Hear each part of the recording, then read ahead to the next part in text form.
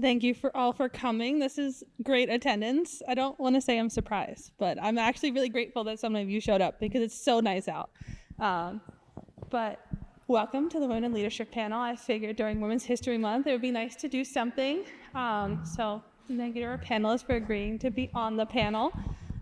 So we'll get on the line and you can all introduce yourself. That will be the first question. But we'll just dive in. So anyone can start. Just make sure you turn the microphone on when you start. All right, well, I have a mic, so I'll start if you want to move the mics down. So my name is Dr. Krista Bailey Murphy. I am the Vice President for Strategic Innovation and Title IX Coordinator here, obviously at Chestnut Hill College. I have been here for almost 19 years, which I know seems impossible. I'm not old enough for that, but the vast majority of my career has been here, and I consider it a great blessing to have had that opportunity. I would say that my most important roles in life are being a mom to Liam, who's a pretty awesome kid, although he keeps Ryan and I, my other most important role, being a wife, on our toes because he has too many activities he's involved with.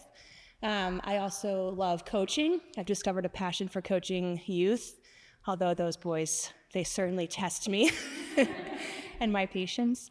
I also love to run and just generally be outdoors, especially if it's anywhere near the beach. So. My name is Ashley Martinez. I'm currently a student here at Chestnut Hill College. I am a senior. I'm double majoring in pre-law and psychology. I do a lot of things around campus, so you will see my face here and there. You'll see me running around from office to office, figuring stuff out. My goals after undergrad is to go to law school.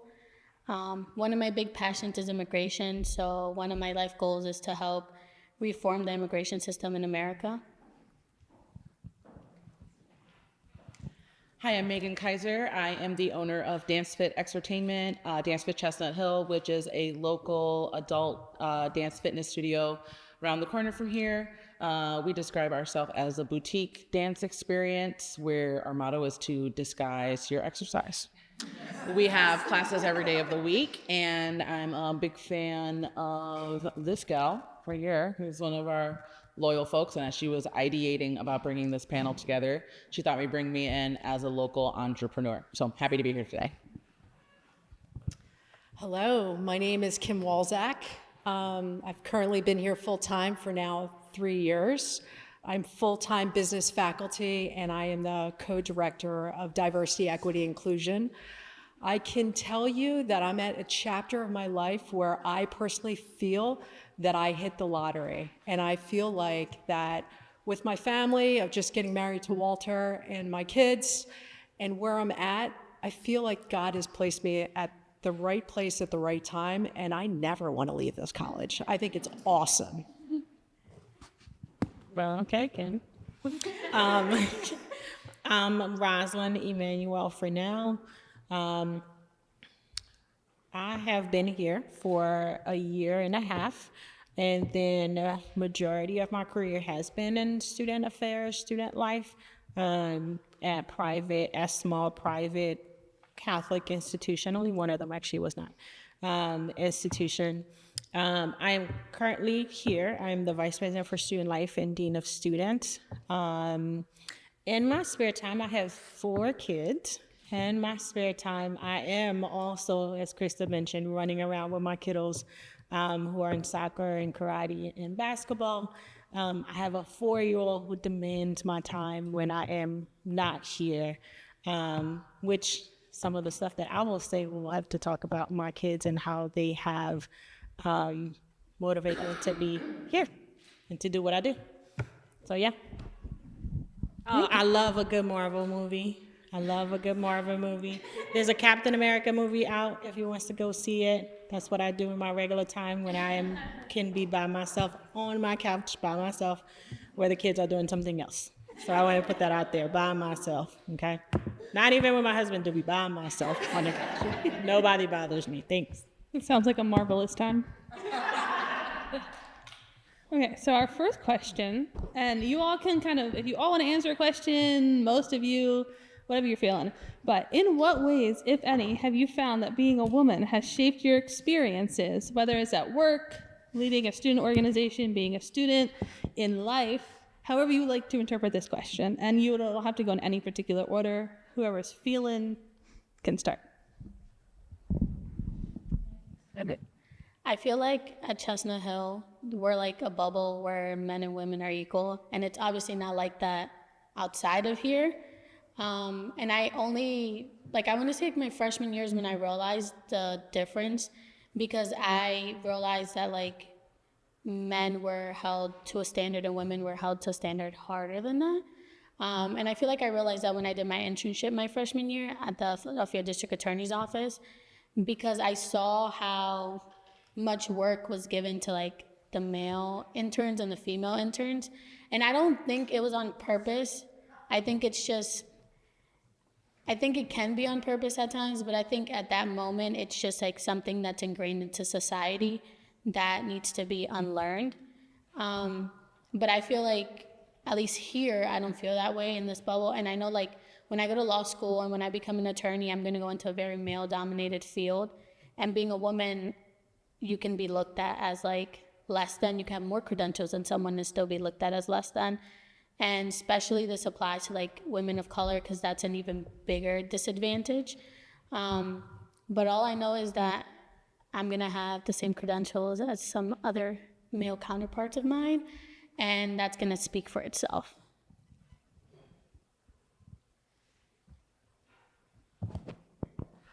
I can tell you for 20 years in pharmaceuticals, I've learned a lot of lessons in life. And I've learned from coming right out of college that women at the time were not treated equally. In a lot of the different roles that I was part of and that I saw looking at different management teams, it just wasn't equal pay. There was a lot of complaints about pay in the corporate world.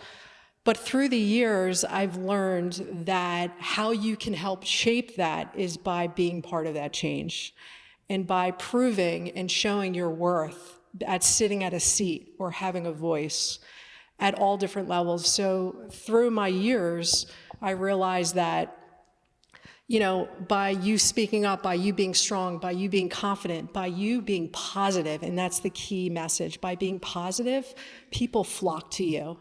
And they say, wow, we want that. Men, women, everyone. And that's something that have realized in the industry. And then also spending 20 years as an adjunct and now here full-time in the classroom.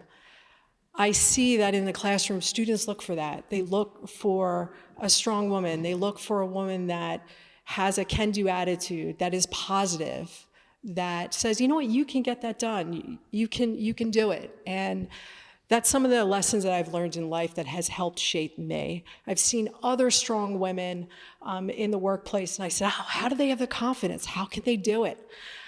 And you look at that and you say, well, you know what, that can be me one day. And through all those different chapters of my life, I've been realizing that, I'm starting to turn into that. So as a woman, you can definitely shape who you are and shape people around you. I really agree with what Ashley said about somewhat being in a bubble here. And I think part of that is our founding by the Sisters of St. Joseph and our deep commitment to just relationships and inclusion. And those things certainly put a lens over how we treat each other. But I also don't think that we're immune to differences based in sex or gender.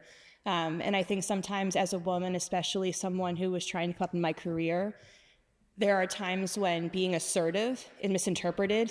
I'll let you fill in the gap of what adjective you want to use there. But men can be assertive in ways that women can't be assertive. And I bumped up against that a few times in my career, where standing up for what I believed was right in a way that was respectful, but still assertive, was responded to very differently than a male colleague in that same space. So I agree that, yes, I think we're leaps and bounds above many places, and I believe that all of that comes from our charism, but we also can't trick ourselves into thinking that we're not immune to those things. But as a woman, this is silly, but one place that I see this a lot is as the coach for my son's soccer team. And it's not the boys that I coach, it's not the fathers of the boys that I coach, it is the referees and the opposing coaches. And I will find that I will be yelling at the ref just for a substitution. I'm not even yelling at the ref. I'm just trying to get his attention. And most referees are male, and they don't respond to me screaming from the sideline. And as soon as my male assistant coach says ref, automatically a whistle is blown. Or the very few times that I've been really upset by U10 soccer, which let's not take it too seriously, and I've tried to challenge a ref, again in a way that I thought was appropriate, the response to me was very much like, shut this down, as opposed to engage, as I saw with other coaches, and I see sometimes with my own male assistant coach. And so I do think there are still a lot of, and that's a really simple example, right? No one's hurt by that. There are other examples that are far more problematic. But I do think it's emblematic of how oftentimes women need to proceed through the world. I think a piece that I would offer as a small business owner is the wearing of many hats, which feels very germane to the experience of being a woman and a woman in this country, how we are raised to problem solve and create. There's a lot of different people you need to be when you're running a business, a lot of people you need to help cultivate in others so that they can help you. And to the point of like the kind of woman people respond to, I think that there are roles in which we want a certain kind of woman, and that like pick that version of what that entrepreneur is not maybe necessarily the same version of somebody that you want contesting a ticket down at City Hall, right? Like to your point of like which woman gets to show up where, it's often like it flip-flops for other people, but I'm going to be the same person at the same time, right? So I'm showing up as that person that's successful in this lane across several lanes, and sometimes that doesn't get received in the same way. I had thought about this as a response to a later on question, but I think something I would say right now to the element that you just brought up is, I think a critical part of being a woman in leadership in general is noticing allyship across difference and then pressuring those people to speak up in the spaces where power is, because it's not my job to get more power for myself, but it is the role of those who currently have power to give it away. And if they don't, that's not a fault of my character or the way that I've been showing up and being steadfast and deserving of that power. So I can't force a man to give me more power or more space, but other men can. And if they're actually strong supporters of me and understandings of who I am as a person, they should be having those conversations. Your assistant coach should be talking to that ref in the parking lot, from my perspective, right? And he often does.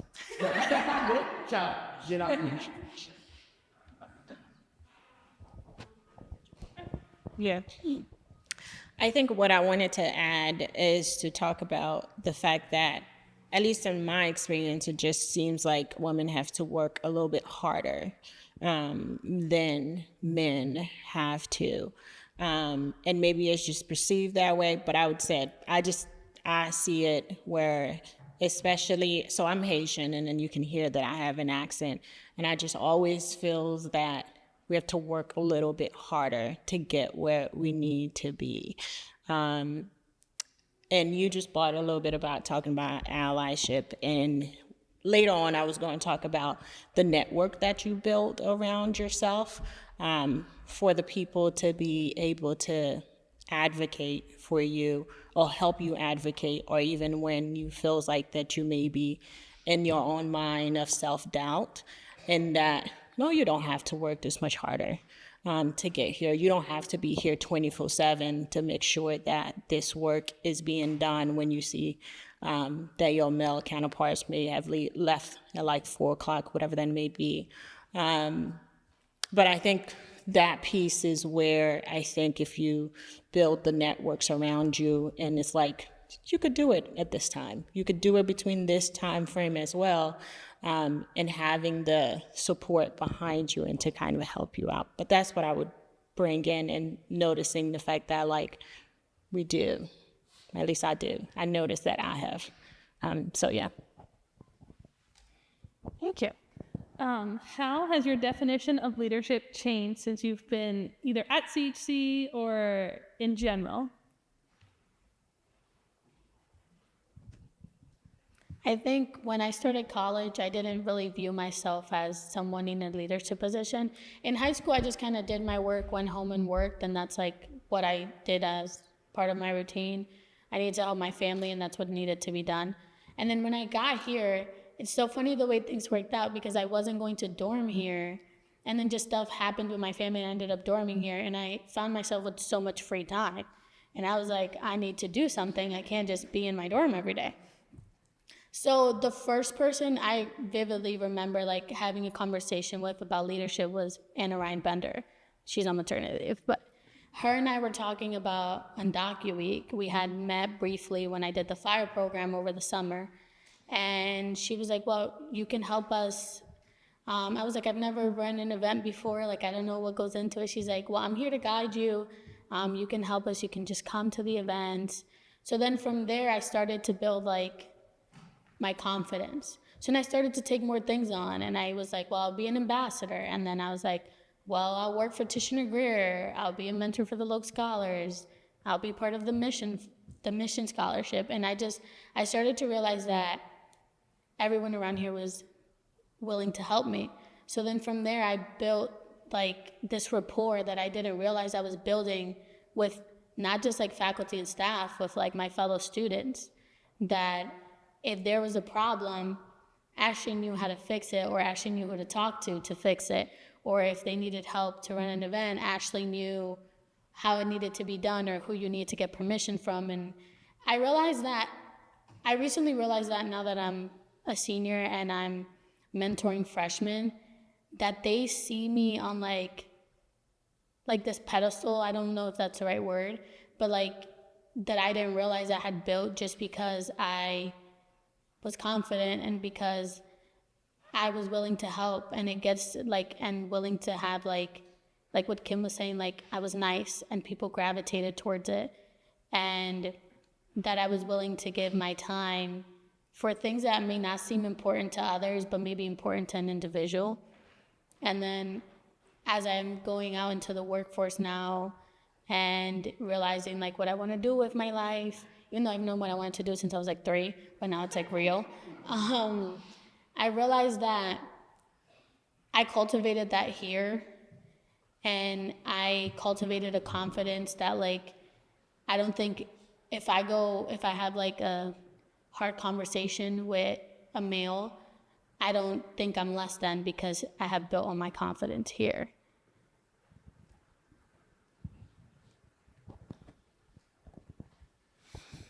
I would add that being at CHC, of how the definition of leadership has changed, for me specifically, I think I'm more aware and I'm more intentional with my choices, with my actions, with my decisions. Because I have seen / I guess, the impact of how one little decision could actually impact everyone at the institution. It could be good or bad. But I would say from being here, I'm more intentional in also making sure, if you get the term of inclusive leadership, but how do we incorporate everyone? I have like 4 kids, I did mention that. And so there's like so many personality of trying to make everyone happy in one single moment. Very good. So I want to. I think I hit it. This morning, thank you, I went to Eli's Star of the Week, and which he's 4, to his daycare, preschool. And then they had Star of the Week, and the teacher there had like 20 students, and they all are sitting like we are now. And actually, they are not moving, and they are paying attention. And then They are listening, they are pointing, and then I'm just looking like, oh my God, I couldn't do this at home. Like, I can't get just Eli to sit, right? But the teacher there was just like looking, and you could tell she was like this. And like every time someone did something and she paid attention, and she was very observant, and she's a great teacher. Anyway, we live far from here, so it's not gonna work out. But anyway, it's just that as I talk about inclusive leadership and making sure everyone is heard, and that even though someone's not at the table, that we are thinking about it. And so all I would say is that I think has how I have grown and changed and in relation to leadership, that I feel that I'm more aware and intentional in things. And hopefully when I am not, someone else will be able to say, Roz, did you think about it that way? So. This is the first job that is not a job for me. I can honestly tell you, going through all the different lessons in corporate world, coming here is the first time I feel like I can use all aspects of myself and feel like it's just me arriving here every day. Sundays, I come, I'm talking to my husband or friends or whatever, and they're talking about how much they hate going to work the next day. And I'm just excited about going to work. I'm like, oh, I'm going to go to work. I'm going to hang out. I'm going to, see students, teach, talk to Rita at 5:30 in the morning, 6 o'clock, part of our routine. It's just something I enjoy doing. And the leadership aspect has really helped shape me, because when you are your true, authentic self, you shine in different ways. One aspect I feel like I'm really shining at is being a mom. Every day, my daughter, my 9-year-old Katie, wants to be me. And I'm like, wow, she really wants to be me. She's like, you have the best job ever, Mom. You go into the college. I want to be a Griffin. And she's all about it. And she sees it because all of you are my family too. And I can say that through my heart, and I can feel it. Other jobs, I didn't have that. I said, oh, I can't be myself. I can't have a voice in this meeting. I can't say this. The politics there. People are making all this type of money. I can't be myself. And that's why I'm so proud. I can't even emphasize how much I love this place.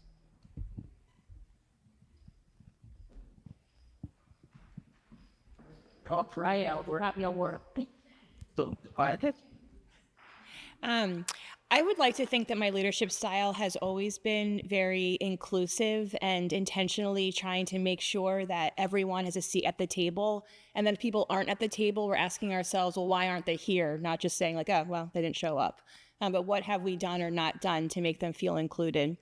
But I think that my leadership style has grown significantly, largely from the maxims of the Sisters of St. Joseph. And if you're not familiar with maxims, they're like these small little lines, kind of advice for the day. And a couple of them I've really tried to incorporate into my leadership style, and not always perfectly. I'm a flawed human, and so there are days where I fall deeply short of these things. But one being, and I'm going to misquote them, so I could ask my SSJ historian husband in the back if he wants to auto-correct me. But one being, assume the best of the person in front of you.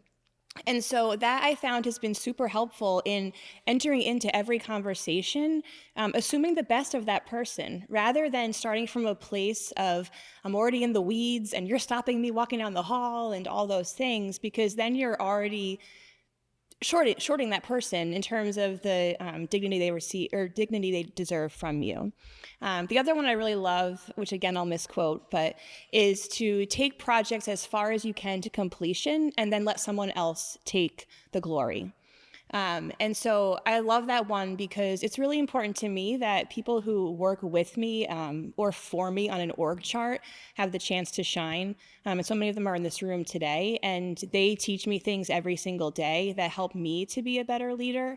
And so I always want to remind myself of the work that's being done and allowing our collective staff to take credit for that work. And I had one more brilliant thing to say, but it slipped my mind, so... You get up, Mike. That was great. How do we go about breaking down barriers that hold women back? Oh, How do you go about Breaking down barriers that hold women back. Support one support one another. That's what I would say. Support one another, lift one another up. Even, and I'll go back again, even when we think we can't do it ourselves, support one another. Build a woman network. This is just me putting that out there. Being able to tell someone you do a good job today, like today was great, but I can't emphasize more.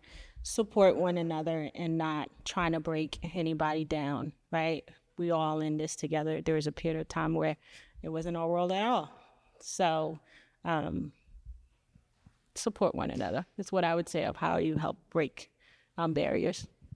To tag team on that, The Moment of Lift by Melinda Gates. You have to read that book.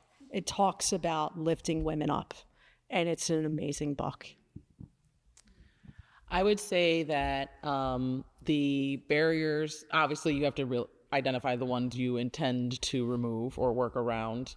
I believe that if we are trying to take care of one another and you have basically that like premise of like, okay, so if I trust the people, they'll be trustworthy. If I am doing for someone else and trusting that someone else has that mentality, I will be done for. So I don't have to worry about where's mine coming from if I'm going to believe that other people are holding that same mentality. And I think thirdly, like, don't engage with a sense of trying to get something out of it, trying to get something over on it. We should really be engaging with each other in ways that we know are going to benefit everyone involved, right? So like to for lack of like better terms, like don't look for ways to shortcut a deal. Like if you're making a deal, it should be beneficial to everyone involved. And even if there's times when it's maybe something that's out of your way, you have to believe that that's going to pay off. Like I need a gift certificate to a bookstore. There's one right next door to me. There's something that I could get electronically that would be online. I need to get up. I need to walk down the street. I need to go to the one next door to me. I need to trust that that extra effort is going to make some sense somewhere. And that's a small kind of like example, but there are obviously larger ones. So that's where I would start. I feel like, not to preach to everyone here, I feel like education is very important.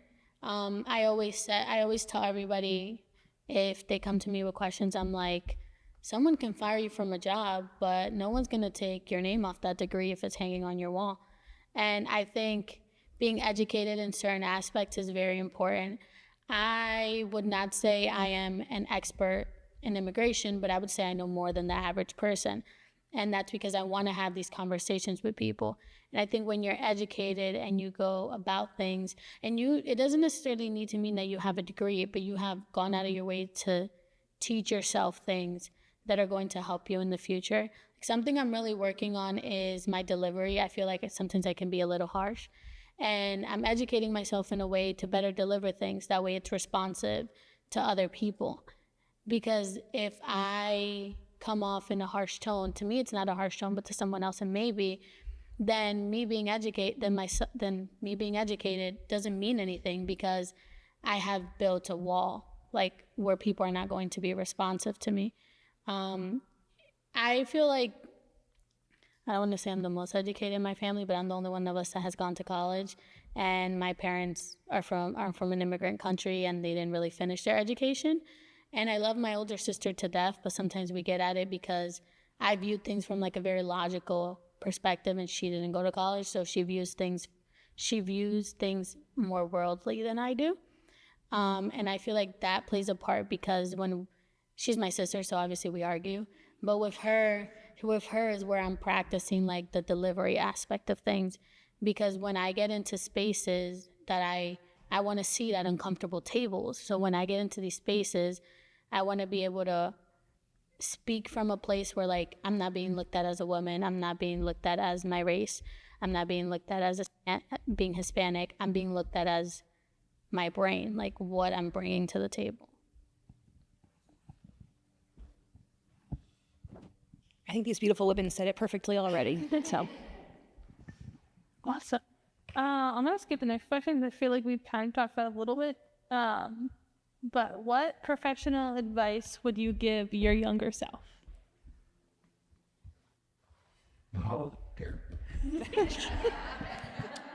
I am constantly shook by what people charge for things. And so I would tell myself to charge what you're worth.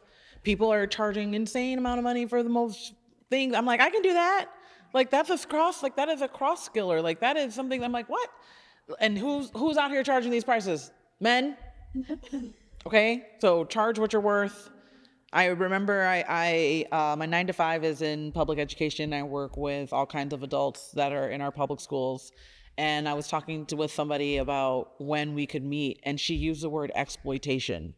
And I had never thought about the work that teachers do with that lens on it. And it just convicted me in so many ways about being compensated at what you're worth. Okay, but don't raise your prices too much. Kidding. Well, the company when you try to Oh, I could be. I think I would tell my younger self, don't sweat the small stuff.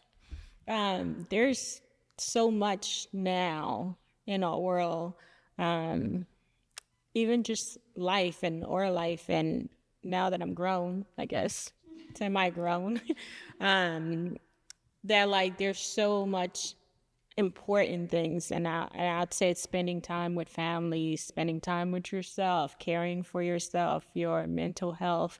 I enjoy my young days. I think I enjoyed my young days at a certain period of time, but I think I would say don't sweat the small stuff. There's things that is not worth an argument or is not worth the headache. There's more important things than. Anyway, I won't give any example besides saying don't sweat the small stuff. There's bigger pictures out there. There's bigger goals that we have. And I'm going to use you for an example that say, I think I'm going to go to law school. And so I know I'm putting it out there. I'm going to be a lawyer. But like, as I said about the small stuff, it's like, I'm going to do this and I'm going to be this. I don't need to be crying over, not to say we're crying over nothing, but I'm not going to be crying over the steps that to get there. They just roadblocks that I need to get over, right? And to be that person. So I'd say don't sweat the small stuff, right? Don't lose sleep over it. Don't underestimate yourself. So that's something coming right out of college where I would just say, oh, I'm not smart enough. I can't do this. I can't do that. For so many years, I would say that to myself, and I would have mentors. So I think that's a huge piece in being a woman, is having mentors that advocate for you, that help you and support you. And those mentors, not just one, but multiple mentors in different areas, help support me and build my confidence up and lift me up. And that's why I've gotten to where I've gotten, because of them and through hard work. But I had to get out of that rut, or that, I don't know, that place that I was in, that I had lack of confidence and I felt like I wasn't strong enough. Once you get out of that, life is beautiful. And at 46, like I said, I'm just living my dream right now. I would say just do it. Like when I started here, I started off as a psychology major. And one of my closest friends who actually graduated, Nick Ocampo, when I first met him, I would talk to him and I'd be like, Terry was in the office too, because it was in the admissions office. I would talk to him and I'd be like, I want to change my major to law and legal studies, but I don't know if that's going to fit well with me. I don't know if I'm going to be able to like reciprocate and understand what is being taught to me. And he's like, just pick it up as a minor. And if you want to do it, then pick it up as another major. He's like, he helped me understand that like, whatever I do, as long as I put my 100% into it, I will succeed. And if it doesn't work out, which is a lesson that I'm learning as I get older, it's okay. Like, you need to be able to just go and do these things, even if they make you feel uncomfortable, or if you're in situations where it's not necessarily ideal. Because so recently I was working at an immigration law firm, and I decided to put my 2 weeks in because school needed to be priority. And as Michael knows, I tend to take on more than I can handle, and I've learned to like scale back a little bit. And I realized that I did it. It's a great experience. I know a little bit more about the paperwork aspect of the legal system. I'm not saying that I'm not going to go back to doing that, but I'm also saying like I did it. It was a great experience. I learned, and now it's time for me to apply what I learned. And it's hard when you're like, when opportunities are presented to you. Like if freshman Ashley was presented this opportunity, she would have been like, no, I'll go sit and listen. But like the Ashley that's here now, she's like, as soon as Anna sent me the email, I was the first one to reply. I was like, right ahead, put me on. Like, just because I feel like the more exposure I get to being in situations that, to me, this is a little uncomfortable because I'm not used to speaking. Like I would speak to you in a group, and I've spoken to most of you individually, but I haven't spoken to you just like this. I feel like this exposes me to different things that I need to be exposed to. I think I would say two things. And the first one, I totally agree with what Rosalind said, which is like, don't sweat the small stuff. Because I think earlier on in my career, I would have like a full-blown meltdown about something I don't even remember happened anymore. And I put so much pressure on myself to be like perfect, which none of us are, but work to achieve a standard that just felt unachievable. And so then felt down about myself. But they were really like little things that in retrospect aren't that important in the bigger picture. The other thing I would tell myself is that to build a community that you can rely on professionally, it's easy to build that personally, but sometimes when you're in a professional setting, here at the college, and you have personal stuff going on, you feel like you have to hold that in a vacuum. And that then, invariably bleeds into the work that you're doing. And it limits your ability to be like your truest, authentic self when you're showing up every day. And so I would say that like it's okay that there's a mix of your personal and your professional life, and that sometimes the things you're experiencing personally, like you have to talk about with colleagues or supervisors, because it gives context for how you are in that day. And all of us come to work every day with, but so much capacity. And sometimes that's something simple, right? Like you knocked over the milk this morning and you were making a lunch and you forgot to do this. And sometimes it's larger things that have a far more reaching impact, either personally or nationally or globally. But that it's okay that you show up as like your holistic, authentic self. Don't have to put up, complete barriers, because we all come here as we are. Awesome. So we have about 15 minutes left, and I do want to open up if anybody has any questions. I have a couple of questions if people don't have questions, but if anybody else has specific questions, raise your hand and we'll come bring you a mic.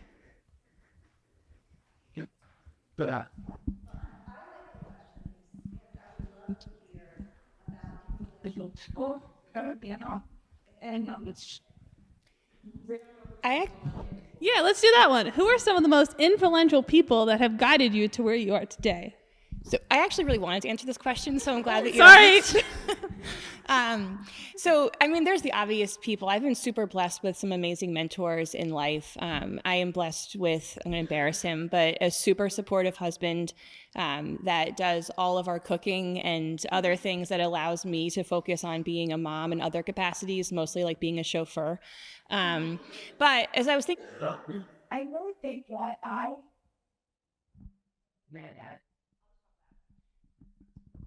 I really drew, when I first arrived here, deep inspiration from the original sisters, and particularly Mother St. John Fontbonne, who, if you're not familiar, was part of the resettling of the sisters in Lyon, and who sent 6 sisters from Lyon, France to St. Louis, Missouri.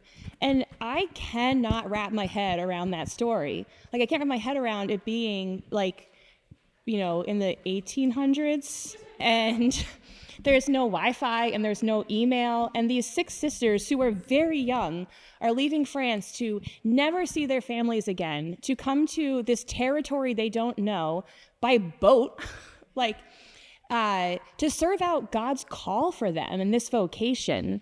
And so oftentimes when I am faced with a challenge, I think to myself about those first sisters who created, the first 6 sisters in Le Puy created what we have here today, hundreds of years later. And so if they can do that, then like I can complete this report or spreadsheet, or I can deal with, this particular person. Maybe it's been challenging me, but I've drawn deep inspiration from being part of this history that is so built upon justice and inclusion and education. And so that has certainly changed the way that I approach my work. And is certainly the reason that I've stayed at Chestnut Hill College for this long, because I don't know that I could do this work absent it being centered within that charism and mission. And I could do it somewhere else, but they'd be like, what are you doing? Why are you doing it this way? So that's been a huge inspiration and mentor, even though they're people I haven't met, but I feel like I have. Not to bring up Dr. Ryan Murphy again, but during the To go home with him, don't do that. during the fire program, my freshman year, he was the first faculty member I met. And I remember when I started, I was like, well, I don't know if I'm going to be cut out for college, and I don't mean to get emotional, but it just means a lot. And I realized that, Stop crying. and I realized that he motivated me in a way that I don't think he realized. Because I felt like I could do it. And he'll see me here and there, and he'll check up on me. And I kind of thought college was oh, you have a class with someone and they're gonna forget about you. And it's not like that. I feel like almost every person here knows me, sees me in the hallway, asks me how my day is. And Michael gets a daily rant of me in his office. It could be the littlest assignment, and I'll be like, oh, I'm not gonna do it. And Michael's like, you're looking at me like you're not gonna do it, but we all know that you're gonna go home and you're gonna finish the assignment. And we were talking about graduation. I was like, maybe I should take 6 classes next semester, because what if I fail one? And his literal words to me were like, when have you ever failed a class? Why would you take more classes? Well, because when have you ever failed a class? He's like, and I think he meant in a way you took research methods that semester and you were struggling, but you passed because you put your effort into it. And I feel like I get that from a lot of people here. And everyone here has a different point of view. And I had dinner with the sisters the other day for the Mission Scholarship, and we were talking, and I realized all these different values that I found in myself, but I feel like that were really cultivated here. And I had to explain the other day what the mission statement meant to me. And to me, it meant putting out a well-rounded human being into the world that's willing to help and cultivate places, and cultivate safety for others. And I feel like that's what that means to me. So everyone that I've encountered here has influenced me in one way or the other. And I'm not saying Chestnut Hill is perfect, because it's far from perfect, but you also learn different things for everyone else. Dr. Burrow has great work ethic, so when I view her in my I try to view her in my work ethic. Michael's great at cultivating safe spaces for people, for them to be able to talk. Danny's great to help me when I'm struggling in a topic that she's already taken, because she's in her master's in psychology. And all these different people, one of the people here that I felt like I could talk to about my personal life the most when I started was Terry. And Terry and I would talk all the time, and I would walk into the admissions office and she'd be like, are you okay?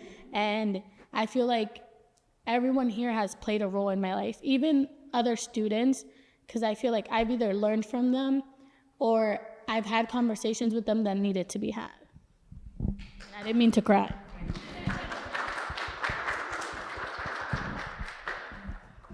I would just say that inspiration can come in really surprising ways, and I can think of things that I might even describe as sound bites, literally one sentence where that person said it and it totally shifted my perspective, and then continued to inspire how I interacted.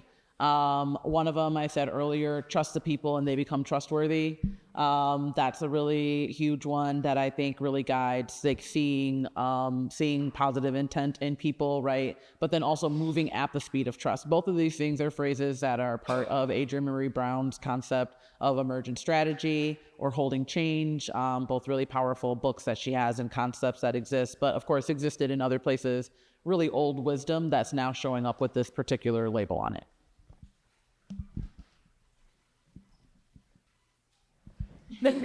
I'll go.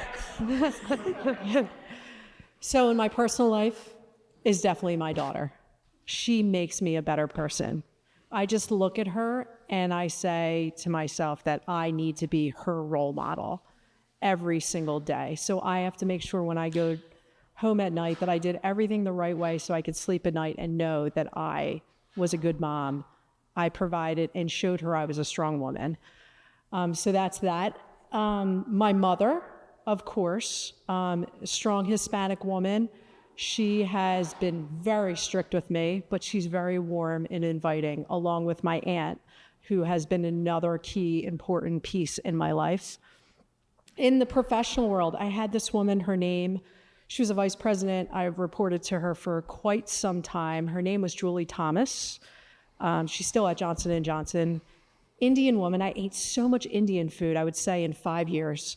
Amazing. This woman is probably one of the most beautiful people I've ever met, inside and out. She loves God. She lives every moment with God. Every decision she makes, she thinks about what would God do.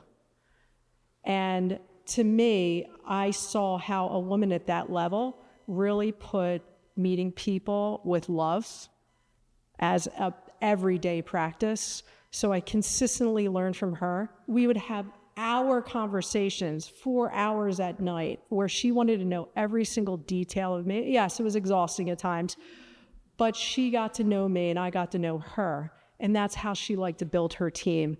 And she always said, Kim, you got to go for it. You have to do this. You have to do that. And it was just a support system, a great mentor. Here at this college, I've known Rita for how many years? And I have to say that knowing Rita outside of work, outside of Chestnut Hill from 20 years ago till now, she has a place of love that I can't describe. And it's a lot like people, close friends of mine growing up that I can feel that I just have a very special relationship with Rita. So I see Rita as that person that has influenced me, and sorry, Rita, she is a lot older than me, so I learned from her lessons, her successes and her failures, and definitely in the higher education space. So I'm constantly learning every day from her. I don't have just one person, but I would say what have served me well, and so I'll give the piece of advice, is that mentors, like everybody is mentioning. However, though, I think I have mentors for almost everything. I have the mentors where I could go vent to, and they would just listen and just let me vent. And I have mentors that could give me an advice, and then I would be like, that's exactly what I was looking for. I have mentors, and I learned this by when I was doing my dissertation about you need all different type of mentors, more the ones that helped you with writing, the one that helps you to present. And so I think at the beginning, I started to say that building a network and having a group of people that support you. And I think going along with life is that there are people that comes into your world and that they serve different purposes. And I think as I look at mentorship and people that influence me, it's a group of people and people that helps me out when I don't think that I can do it. And so as we end up talking about mentorship, looking into mentorship in terms of not just someone to give me advice, but maybe different aspects of your life when you may need it, because then it's not all the time I want you to actually tell me what to do.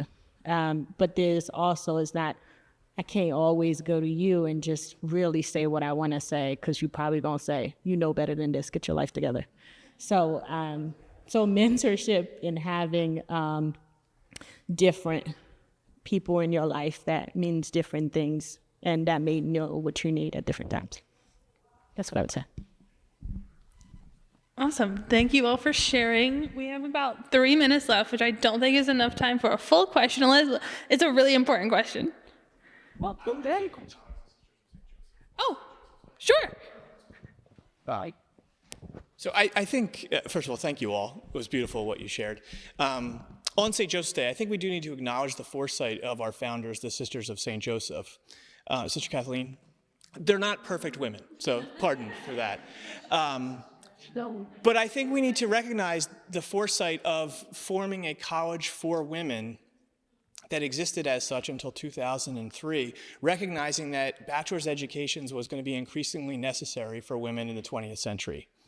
And I think the legacy that that leaves us probably gives us a lens with which we teach through to empower women and to continue to do so.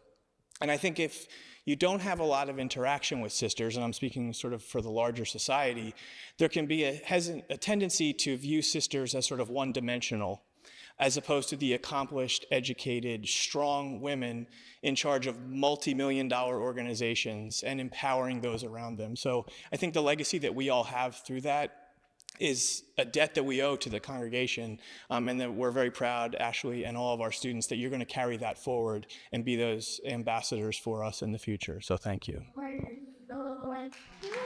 better.